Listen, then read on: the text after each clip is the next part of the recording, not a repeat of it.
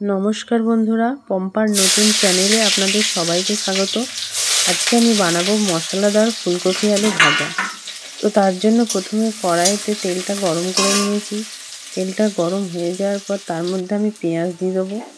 পেঁয়াজটা যখনই দেখবো একটু ভাজা ভাজা হয়ে এসেছে, তার মধ্যে আগে থেকে ধুয়ে রাখা ফুলকপি আলু সব দিয়ে দেবো। ফুলকপি আলুটা আমি একটু নেড়ে চেড়ে তার মধ্যে দিয়ে দেবো হলুদ, পরিমাণ মতো নুন।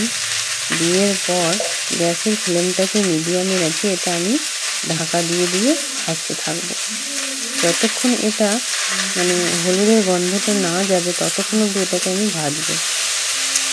ভাজা হয়ে যাওয়ার পর এর মধ্যে আমি আগে থেকে করে রেখেছি আদা, রসুন, লঙ্কা, জিরে একটা পেস্ট বানিয়ে রেখেছি। তো সেই পেস্টটা আমি এর মধ্যে দিয়ে দেবো। দিয়ে দেওয়ার পর যখন দেখে তারপরেও আমি কিছুক্ষণ এটাকে ভাজতে থাকবো।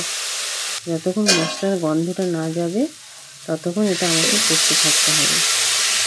তো মশলার গন্ধটা পুরোপুরি চলে যাওয়ার পর দেখবো এটা রান্না হয়ে গেছে। তো এই ভাজাটা আপনারা চাইলে রুটির সাথে, পরোটার সাথে খেতে পারেন, খুবই ভালো লাগে। ফুলকপি আলুর ওই মশলা দিয়ে ভাজাটা খুবই টেস্টি হয়।